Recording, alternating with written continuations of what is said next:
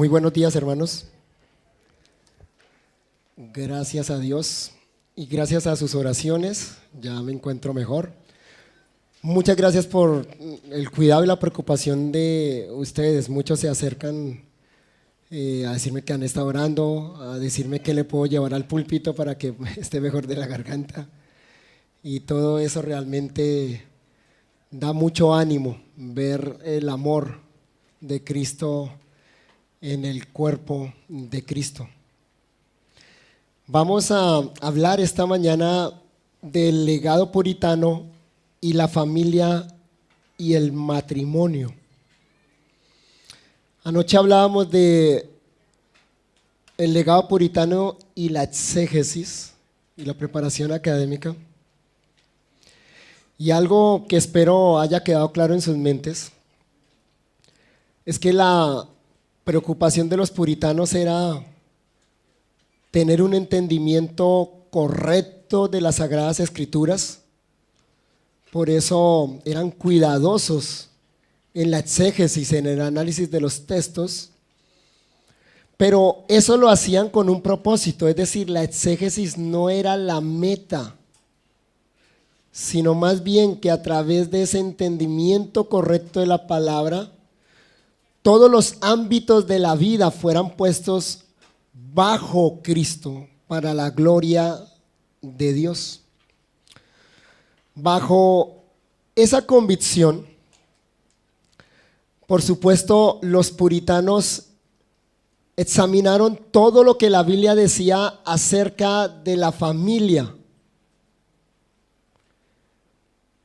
la cual era fundamental para ellos. Los puritanos solían llamarle a la familia la pequeña iglesia, y eso nos muestra ya de por sí el lugar relevante que le daban a la familia. Fue tanta su preocupación que fueron ellos quienes finalmente impulsaron el culto familiar y dieron instrucciones acerca de cómo hacerlo. Los pastores iban a las casas, como nos comentaba ayer un hermano, a catequizar, a instruir a las familias, pero también a capacitar a los padres para que supieran cómo enseñar las verdades bíblicas a los suyos. Por otra parte, los puritanos fueron dignos herederos de los reformadores al darle al matrimonio el lugar que le correspondía en el reino de Dios. Así que si nosotros vamos a avanzar hacia una reforma duradera, entonces debemos comenzar por lo básico, por los fundamentos.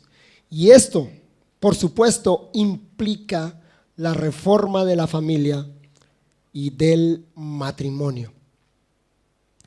Nuestros días no son diferentes a los días de los puritanos, a los días de los reformadores.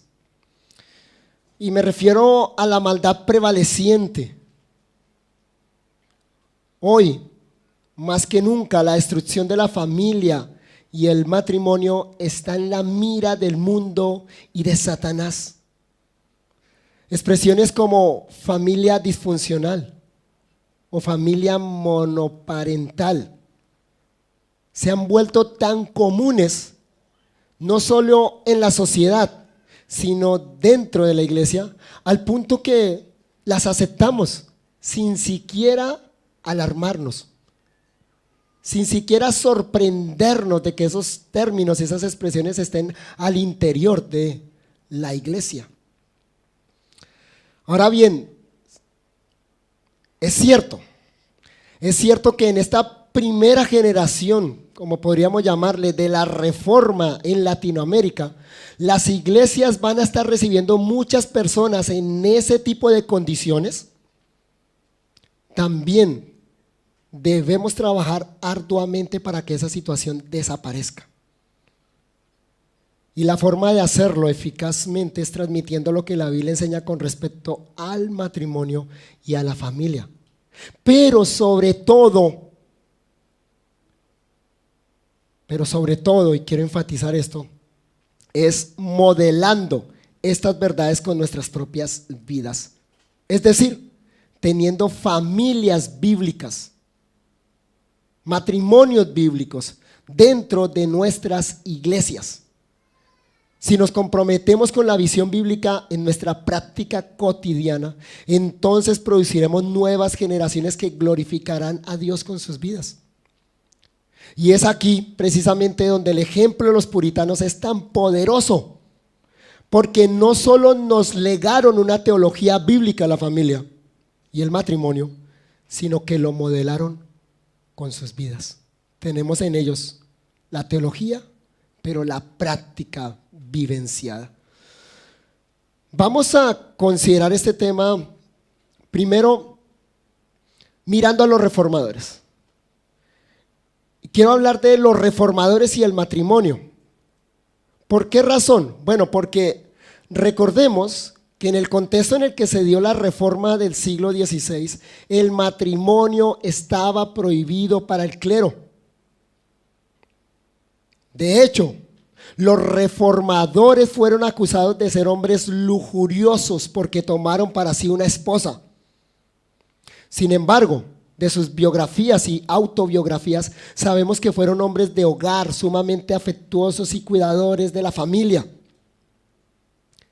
En ese contexto, dominado por la teología medieval, el matrimonio era visto como un impedimento para el reino de Dios y era visto como algo pecaminoso, un mal necesario. Los reformadores fueron en contra de esa visión,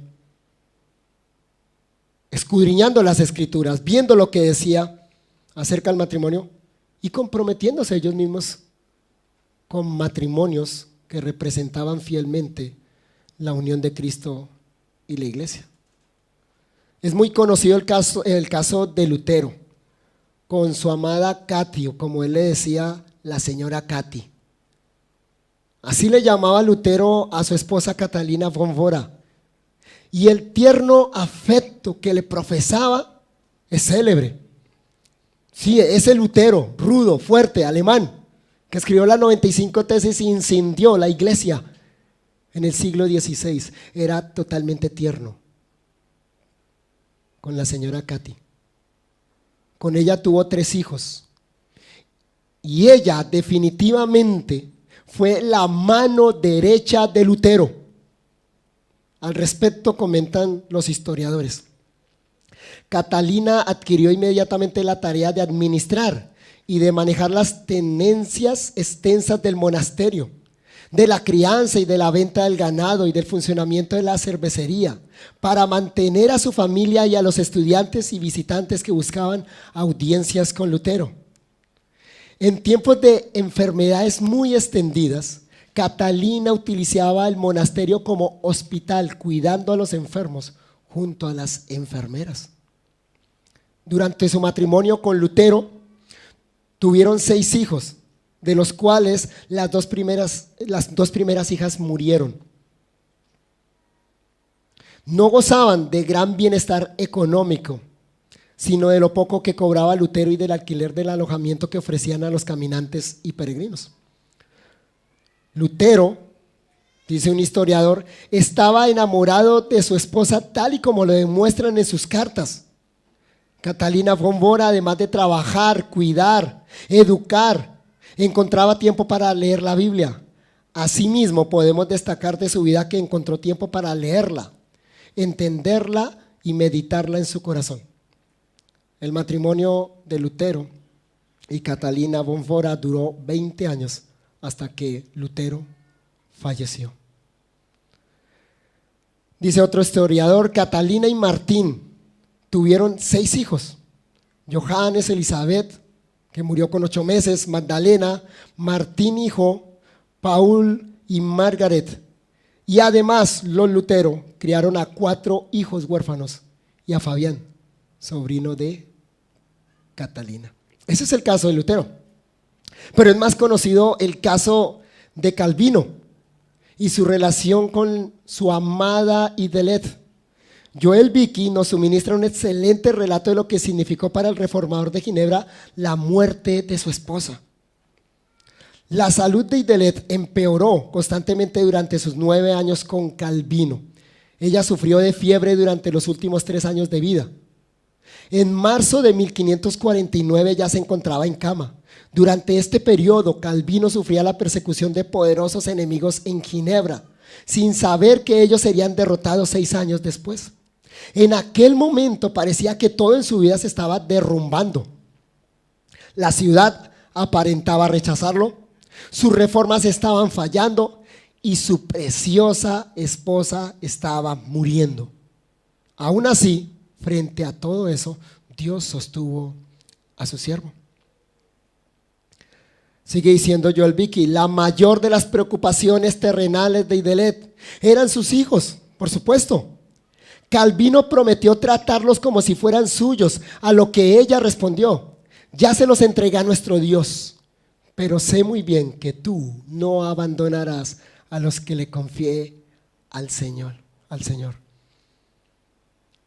Calvino más tarde escribió: esa alma grandiosa, refiriéndose a su esposa Idelette, esa alma grandiosa tiene más poderosa influencia sobre mí que centenares de elogios.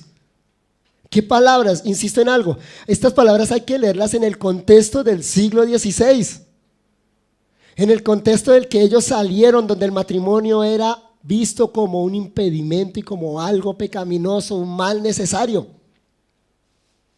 Al final de su vida en esta tierra, Idelette oró: oh Dios de Abraham y de nuestros padres, los fieles de todas las generaciones confiaron en ti y ninguno de ellos jamás fue frustrado. De igual modo, yo confiaré. Idelette finalmente fue a habitar en la gloria el 5 de abril de 1549. Calvino se mantuvo a su lado, hablándole sobre la felicidad que había disfrutado por 9 años y acerca de la alegría que ella luego disfrutaría al sustituir, palabras literales de Calvino, al sustituir su habitación terrenal por la casa de su Padre celestial. Las cartas de Calvino, después del fallecimiento de Idelette, expresan la tristeza por la pérdida de su más dulce compañía. Una mujer rara, dijo Calvino, sin igual. Aún en el lecho de muerte, ella no me fue incómoda, escribió Calvino. Eso hizo que el dolor de Calvino fuera todavía mayor. Esa prueba, dice Joel Beeke, nos hace recordar que someter nuestra voluntad a Dios no nos libra de las dificultades. Calvino tenía apenas 40 años cuando Idelette falleció. Y como Ezequías, tendría 15 años más de vida, pero serían 15 años de vida sin su preciosa esposa. Él escribió a sus amigos relatando cuán mal conseguía continuar su trabajo. Sin embargo, se esforzaba para tanto. Los amigos de Calvino lo acusaban de no tener corazón para trabajar tan diligentemente, pero él era todo menos insensible. Calvino, escribiendo a un amigo, dijo: todos estos datos biográficos son muy interesantes porque estamos acostumbrados a la imagen del Calvino teólogo, ¿no? Pero vean acá el corazón de Calvino hacia su esposa. Hago lo que puedo para no ser completamente consumido por la tristeza. Fui privado de la mejor compañía de mi vida. Ella era la fiel ayudadora de mi ministerio. Mis amigos no dejan nada por hacer para mí. En cierta medida alivian la aflicción de mi alma. Que el Señor Jesús los confirme por su Espíritu y a mí también, bajo tan gran aflicción, que de cierto ya me habría derrumbado si no fuera por Él, cuyo oficio es levantar al postrado, fortalecer al débil y revivir al abatido, que me extiende ayuda desde el cielo. Qué visión maravillosa tenían estos reformadores, ¿no? Del matrimonio, pero sobre todo, ¿cómo lo vivieron? Pero pasemos a considerar el caso de los puritanos. Y quiero que pensemos en cuanto a los puritanos y la familia. ¿Qué tan importante era la familia y el matrimonio para los puritanos? Bueno, es fácil de ver por la cantidad de predicaciones y tratados que escribieron al respecto. Chapel Library hizo una gran, encomiable, importantísima labor a favor de la iglesia hispanohablante al compilar lo más selecto de estos escritos en un grueso tomo, aunque no exhaustivo, que publicaron como una teología de la familia. Yo creo que acá ya lo conocen, ¿no? En Bolivia. Todo en español. Es un compendio de todo lo que los puritanos y algunos posteriores a los puritanos han dicho acerca del matrimonio y la familia. Los temas allí tratados, tomando solo en cuenta los encabezados, nos dan una idea de lo serio que era para los puritanos poner todos los ámbitos de la vida bajo el señorío de Cristo, comenzando por la familia. Déjeme señalarles solo los encabezados de esa teología. La adoración familiar, hombres piadosos, feminidad virtuosa, matrimonio, paternidad, maternidad, bebés, el aborto, los deberes de hijos e hijas, ropa modesta, pensamientos para los jóvenes y el día del Señor. ¿Qué notamos al leer esta lista de encabezados, esta recopilación que ha hecho Chapel Library con relación a la teología de la familia en los puritanos? Bueno, notamos que a los puritanos les interesaba dar forma a la familia de acuerdo al patrón divino. Por eso hablaban a cada uno de los miembros de la familia. Hablaban específicamente a los padres, a los hijos específicamente, le hablaban a la esposa, le hablaban al esposo y señalaban los roles divinamente establecidos y las obligaciones que estos connotaban.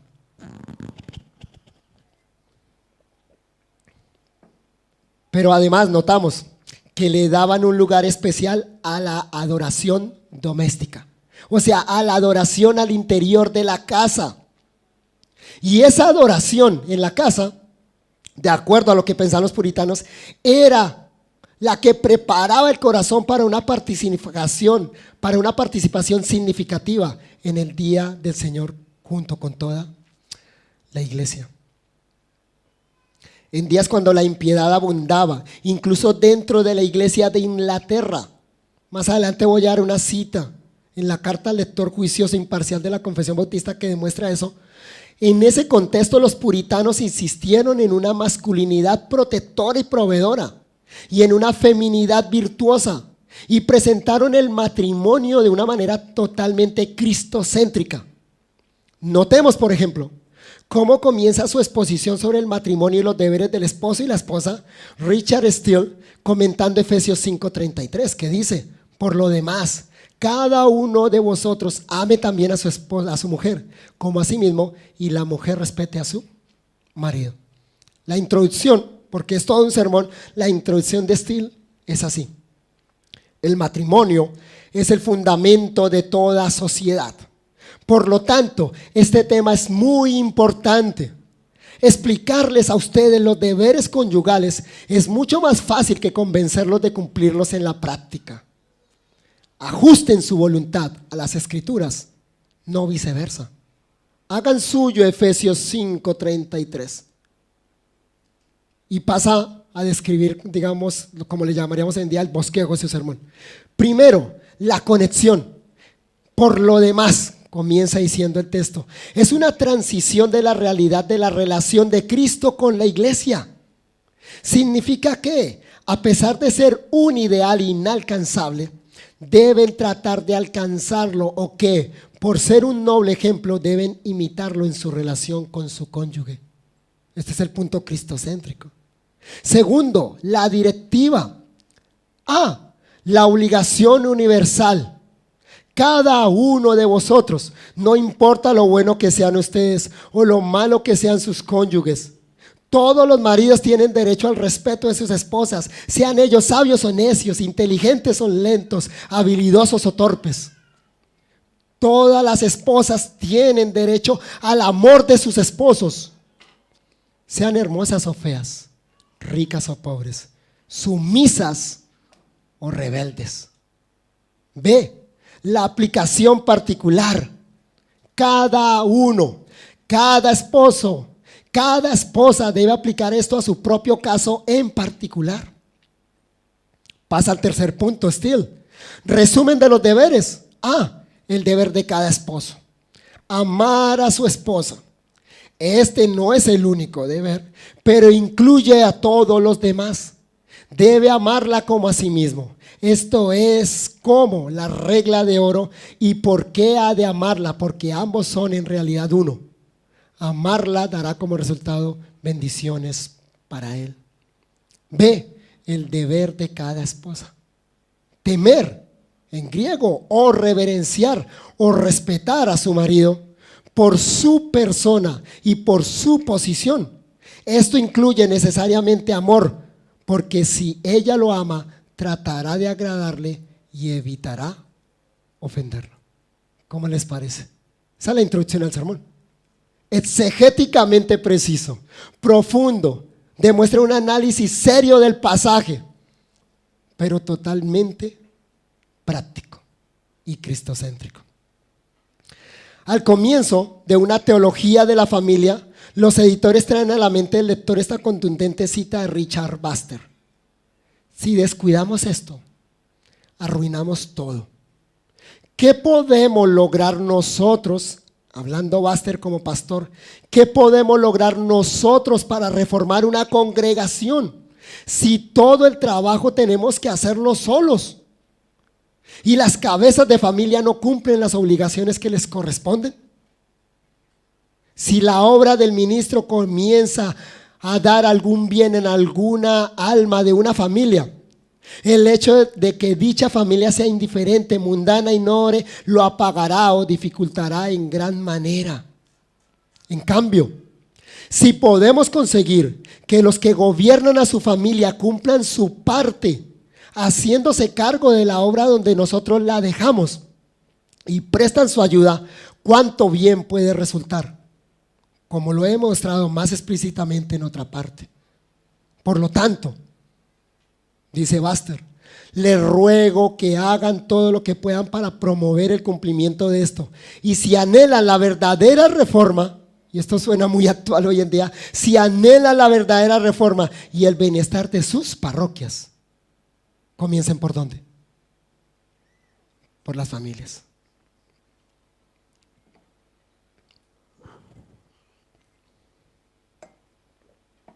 Scott Brown dice en el prefacio de la teología de la familia: Jeff Pollard, que fue como el editor jefe, se adentró en el pasado, volvió a las eras en que se entendía mucho mejor el concepto de la familia, centrado en Cristo. Ha rescatado la doctrina encerrada en los cofres de tesoros literarios del pasado. Doy gracias porque también hizo esto para la doctrina bíblica de la familia. En la actualidad, o sea, lo que nos corresponde a nosotros, él dice, en la actualidad necesitamos una reforma de la familia, o más bien una reforma de la vida familiar bíblica. La reforma protestante incluyó una reforma o transformación de la familia, y más adelante entre los puritanos sucesores de los reformadores, porque Juan Calvino fue primero y ante todo un pastor cuya predicación era expositiva, aplicando las escrituras a cada aspecto de la vida, incluyendo a la familia. Pero esa reforma no murió con Calvino, porque los sucesores de los reformadores la continuaron y continúa hasta hoy. La mayoría de los autores presentados en esta obra son de la época de la reforma a la familia, que tuvo lugar durante la época de la reforma y de los puritanos. Continúa diciendo Scott Brown: durante la reforma protestante se examinaron numerosos aspectos teológicos y prácticos de la vida, corrigiéndolos en concordancia con las escrituras. Así como la doctrina de la salvación fue reformada durante el siglo XVI, también lo fue el matrimonio, el lugar del varón, de la mujer, del padre y de la madre de familia, la educación de los hijos, la fertilidad y casi todas las áreas que se relacionan con la vida familiar. Juan Calvino nunca escribió un libro específicamente sobre la familia, pero a través de sus sermones, comentarios, escritos sistemáticos y las ordenanzas de Ginebra, encendió una reforma familiar que sigue ardiendo, como no lo hiciera ningún otro reformador. Calvino proveyó la precisión exegética que definió los términos para una visión bíblica de la vida familiar. Con una claridad cristalina, explicó los detalles acerca de cómo la familia había cambiado la verdad de Dios por una mentira. Y termina diciendo, este tomo es un intento por producir los frutos del avivamiento que tuvo lugar durante la época de la Reforma y del puritanismo, al igual que el legado de aquellos que después adoptaron su doctrina y su práctica. Durante la era del puritanismo hubo un avivamiento distintivo de la vida familiar bíblica. Esta reforma está detalladamente documentada en muchos libros que fueron escritos sobre el tema. Así que quiero animarlos a que lean esa obra maravillosa que está disponible en español. Ahí tienen toda una teología de la familia, tema por tema, deber por deber, miembro por miembro de la familia, y tiene instrucciones totalmente bíblicas de estos maravillosos escritores puritanos. Ese mismo énfasis y preocupación se ve en la carta al lector juicioso e imparcial con la que los bautistas particulares presentaron su confesión de fe de 1689. Escuchen lo que dicen allá. Ciertamente hay una fuente y causa de la decadencia de la religión. Lo están diciendo los redactores de la Confesión Bautista. En el siglo XVII dicen que había una decadencia de la religión en sus días, que no podemos dejar de mencionar e instar encarecidamente a que se corrija. El descuido de la adoración a Dios en las familias por parte de aquellos a quienes se les ha encomendado la carga y la conducción de estas es la causa. No puede la burda ignorancia e inestabilidad de muchos, así como la profanidad de otros, ser imputada justamente a sus padres y cabezas de hogar, quienes no los han adiestrado en el camino por el que debían andar cuando eran jóvenes. Antes bien, han descuidado aquellos mandatos frecuentes y solemnes que el Señor les ha impuesto para que así los catequizaran e instruyeran, a fin de que en sus años tiernos fueran sazonados con el conocimiento de la verdad de Dios, como se revela en las Escrituras. Y también por su propia omisión de la oración y otros deberes religiosos en sus familias, junto con el mal ejemplo de su vana conducta, ¿acaso no los han habituado primero al descuido y luego al desprecio de toda piedad y religión? Sabemos que esto no excusará la ceguera ni la maldad de nadie, pero de cierto caerá pesadamente sobre aquellos que así han dado ocasión para lo anterior. Los primeros a la verdad mueren en sus pecados, pero ¿no se demandará su sangre? De aquellos bajo cuyo cuidado estaban, quienes incluso les permitieron seguir adelante sin advertencia y hasta los condujeron a los caminos de destrucción. ¿Acaso la diligencia de los cristianos en el cumplimiento de estos deberes en épocas pasadas no se levantará en juicio contra ellos y condenará a muchos de los que ahora serían considerados cristianos? Parecen muy actuales esas palabras, ¿o no? Ellos sabían, entendían perfectamente que redactar una confesión de fe era solo una parte de la reforma de la iglesia. Todas esas doctrinas tenían que llevarse al ámbito familiar. Y por eso, y en tercer y último lugar, quiero que consideremos los catecismos y la instrucción familiar. ¿Cómo las familias iban a ser instruidas en esas grandes verdades que estaban expresadas en las confesiones de fe? Bueno, a través de catecismos. Ellos elaboraron catecismos para que literalmente fueran los manuales de uso en las casas para instruir a los hijos. Esa fue la razón por la cual al lado de una confesión hubo un catecismo. Que al lado de la confesión de fe de Westminster estuviera el catecismo mayor y el catecismo menor, y al lado de la confesión bautista estuviera el catecismo bautista escrito por Collins. ¿Nota la preocupación de estos hombres? No solo la teología, sino la práctica correcta de esa teología. ¿Comenzando por dónde? Por la casa, por la familia. En el prefacio a su catecismo ortodoxo, o sea, el catecismo bautista, Hércules Collins exhorta a sus lectores. Ahora bien, puesto que he hecho un gran esfuerzo para juntar esos fragmentos sueltos a fin de que les sean útiles y provechosos, espero que se esfuercen un poco y lo lean, y se esfuercen más para vivirlo.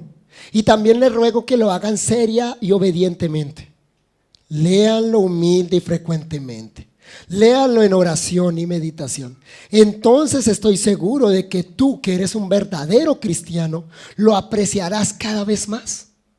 Y así como aman su propia alma, amen las almas de sus hijos y declárenlo, primero, orando por ellos, como oró Job por los suyos. Segundo, instruyéndolos como Abraham instruyó a los suyos. Y tercero, ganándolas por el bien con vuestro ejemplo.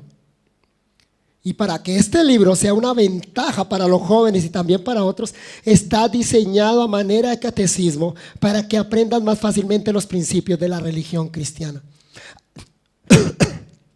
Perdón. A fin de que, al estar sazonados con los artículos verdaderos de la fe cristiana, no sean contaminados tan fácilmente con las opiniones de hombres de mente depravada en el momento de la tentación. Además, se desea de corazón que los padres, especialmente los que profesan la fe, se preocupen mucho más por el bienestar eterno de sus hijos, como David se preocupó por Salomón, cuando le encargó poco antes de morir que guardara los mandamientos y estatutos de Dios sobre todas las cosas. Y si los padres tan solo leyeran concienzudamente esos oráculos divinos que les muestran sus deberes para con sus hijos, ciertamente sería de mucho provecho para ellos. En el apéndice titulado ¿Cómo sacar provecho de una exposición del Catecismo Bautista, en la edición del Legado Bautista les recomiendo este libro, La mina de oro de Bedom, ya del siglo XVIII, el editor nos recuerda lo siguiente: el uso de catecismos en la vida familiar ha sido una práctica piadosa que ha traído mucho fruto al pueblo de Dios a través de los años. Lo contrario también es verdad.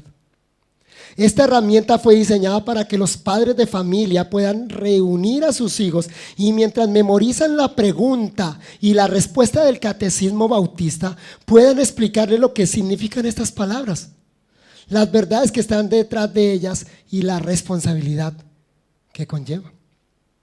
Sigue diciendo el editor.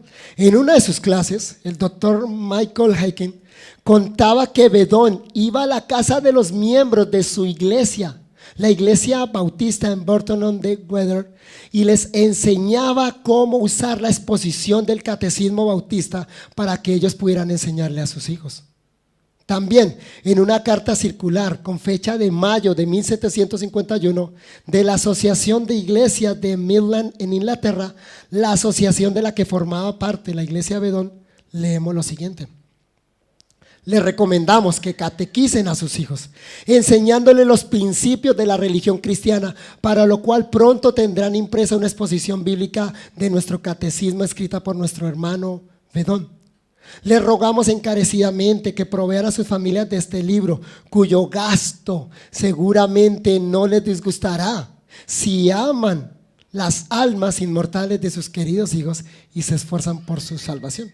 Notan que sus días no son diferentes a los nuestros.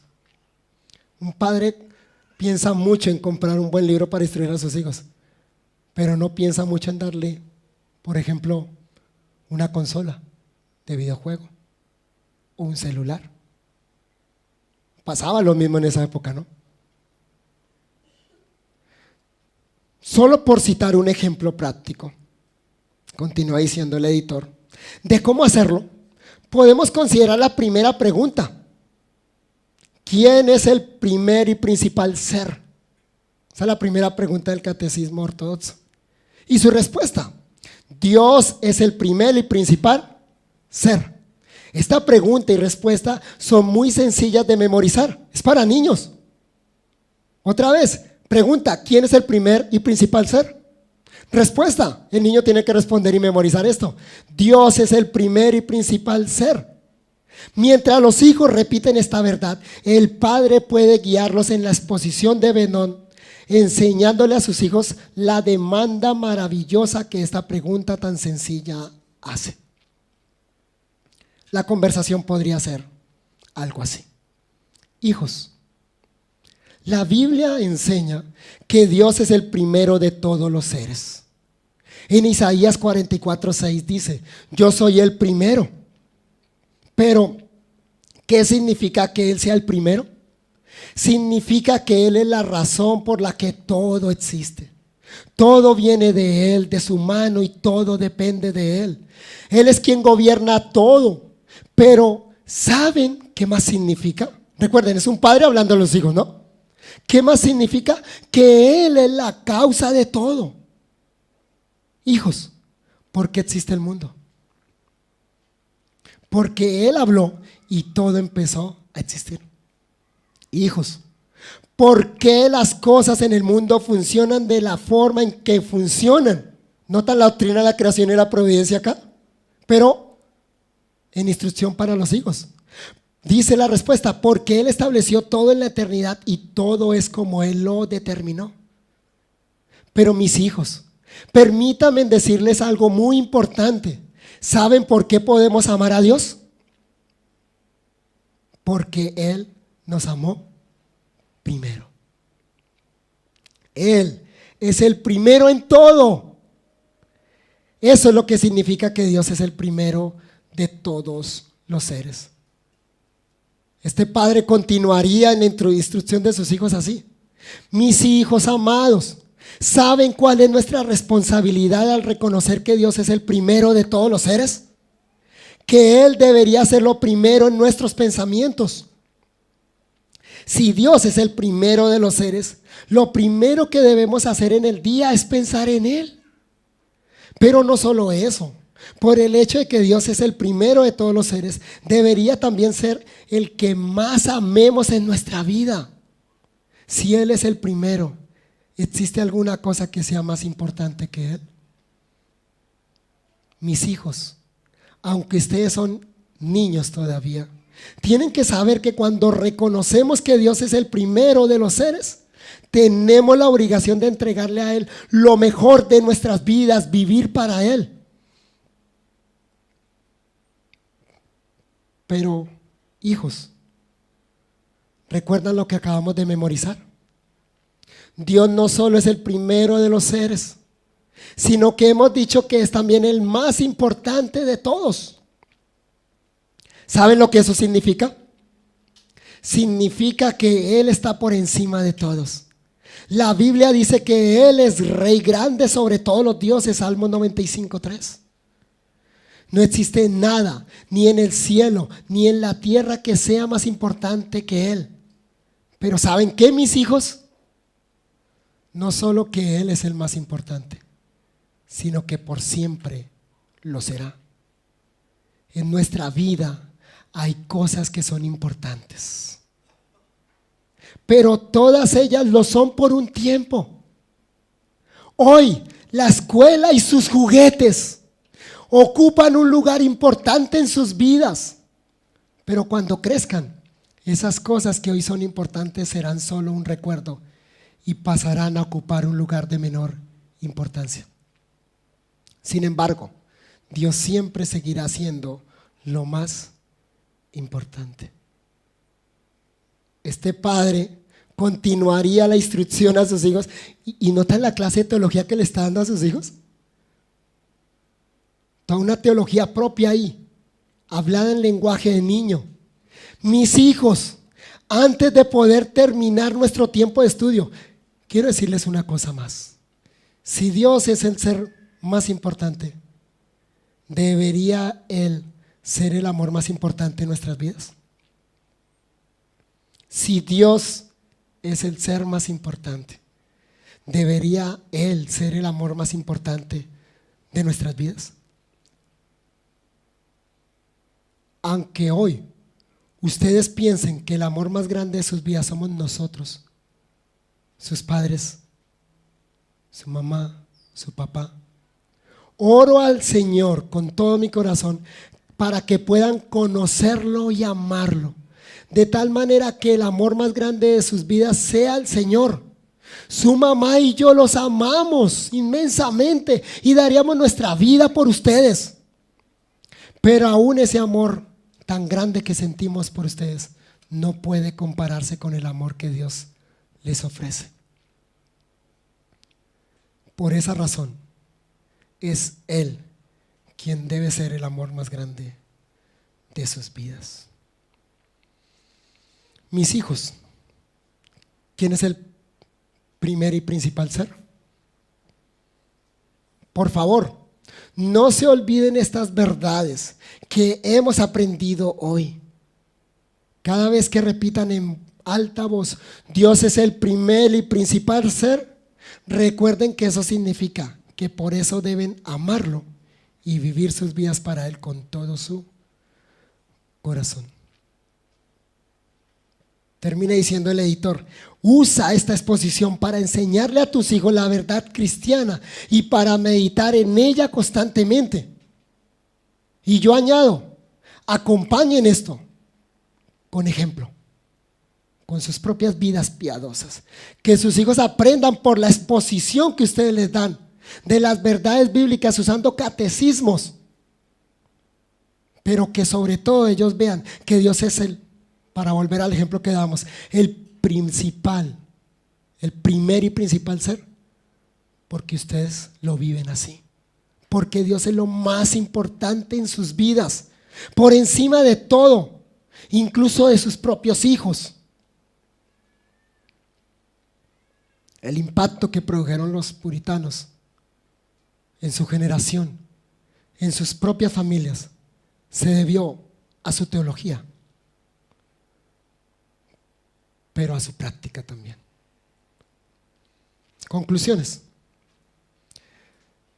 Primero, como bien afirma Gerardus Voss, los puritanos estaban convencidos de que el núcleo principal de la iglesia está conformado por los hijos de los creyentes. Es decir, Dios normalmente tiene sus elegidos y los llama a salvación de las familias cristianas. Por eso, los puritanos tomaron muy en serio el mandato bíblico de educar a sus hijos en la fe. Sí, ocúpate en el evangelismo, ocúpate afuera en la predicación de las buenas nuevas, pero hazlo primero en tu casa. Instruye primero a tus hijos. Incluso nosotros los pastores tenemos que estar recordándonos constantemente eso. Nuestro primer y principal ministerio no es la iglesia, es la casa, nuestra esposa y nuestros hijos. Segundo, aquellos puritanos fueron hombres piadosos y valientes que entendieron su rol sacerdotal y que representaban a Cristo para sus familias. No había cabida en sus pensamientos para una masculinidad mediocre. Amaban con todo su corazón a sus esposas e hijos, mostrándolo de manera práctica, principalmente en el cuidado espiritual de los suyos. Tercero, las mujeres cumplieron un rol activo y fundamental en la formación de los hijos, pero también en la administración del hogar y el apoyo ministerial de sus esposos. Fueron en realidad mujeres que practicaron la feminidad virtuosa. Cuarto y último, el culto familiar fue para ellos tan importante como el culto corporativo. Allí, en el culto familiar, los niños e incluso los trabajadores, porque en esa época los trabajadores eran parte de la familia, recibían la instrucción bíblica, la catequesis, con todas las implicaciones para la vida práctica. Y de esa manera se preparaban adecuadamente para la adoración corporativa el día del Señor. Oremos. Nuestro buen Dios, qué legado el que nos has dejado, Señor. Vemos tu amor para la iglesia representado en tu palabra, la palabra eterna que nos has dejado, Señor, para escudriñarla, sacar de ella estos maravillosos tesoros. Pero también vemos tu amor por tu iglesia en todo este legado histórico tan maravilloso que nos has dejado, Padre Celestial. Queremos no solo la teología de los reformadores y de los puritanos, queremos también la práctica que ellos tuvieron.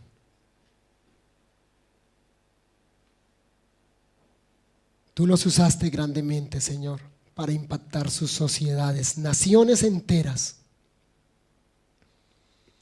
porque hubo en ellos un compromiso absoluto con tu palabra y con la práctica de todo lo que ella demandaba. Comenzando en la familia, Señor. Ayúdanos a colocar nuestros ojos, nuestra mirada en lo fundamental. El fortalecimiento, la edificación de las familias, Señor. Levanta hombres, Señor,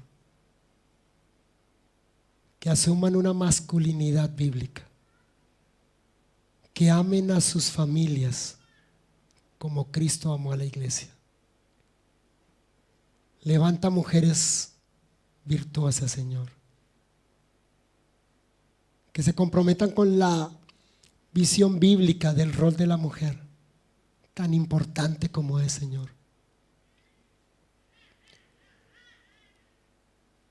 Que los padres, papá y mamá, Señor, asuman juntos, Señor, en cabeza del Padre, la instrucción de sus hijos.